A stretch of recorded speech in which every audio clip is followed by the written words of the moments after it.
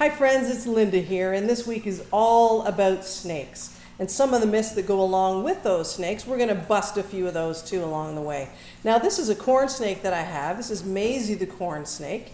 And one of the first questions I usually get asked is the snake poisonous? And right away there's a problem with that question because poison refers to something that you eat, and I don't think anybody wants to eat snakes. So the proper question would be, is the snake venomous?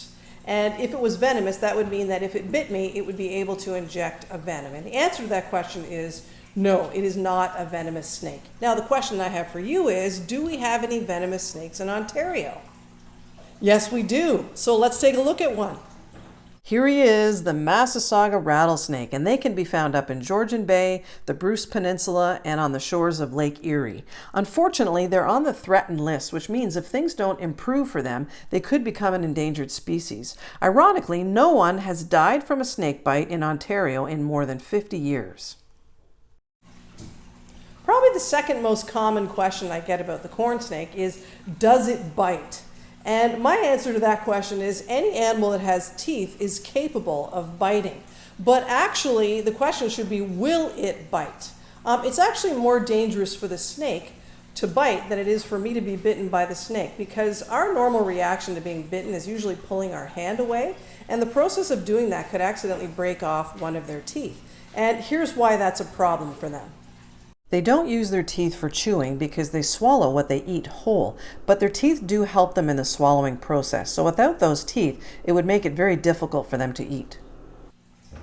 So today we're going to be looking at two categories of snakes, native and non-native. Native snakes simply means that they're from this area, that you would find them living naturally outside.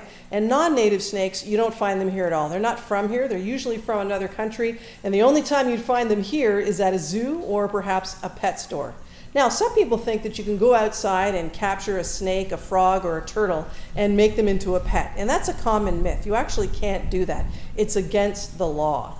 Okay, the only pets that you can actually get are the ones that are at a pet store, and they are the exotic animals. And even those ones, like Maisie, weren't taken from the wild in another country. They were bought from a breeder, so they were born to be pets. Now, if you do want to go outside and catch a snake or a turtle or a frog, you can do that, but there's a time limit. You can only have them for about 48 hours, which is basically 2 days, and then you have to put them exactly back into the same place where you found them. Now, as far as pets goes, there are two very common types of pet store snakes. So let's take a look at some. So the corn snake is probably one of the most popular, along with another one called the ball python, both of which are constrictors. And when a snake grows, it sheds its skin, kind of like taking off an old pair of socks.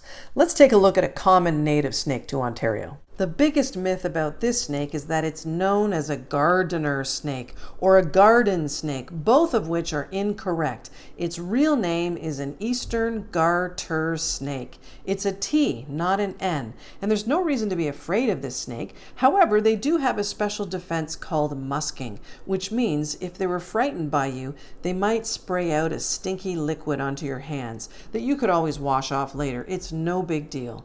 And garter snakes like to live in fields and wetlands like swamps. If you found one and wanted to pick them up, make sure you're very gentle and support their entire body. Never hold them by the tip of their tail because you could injure their back.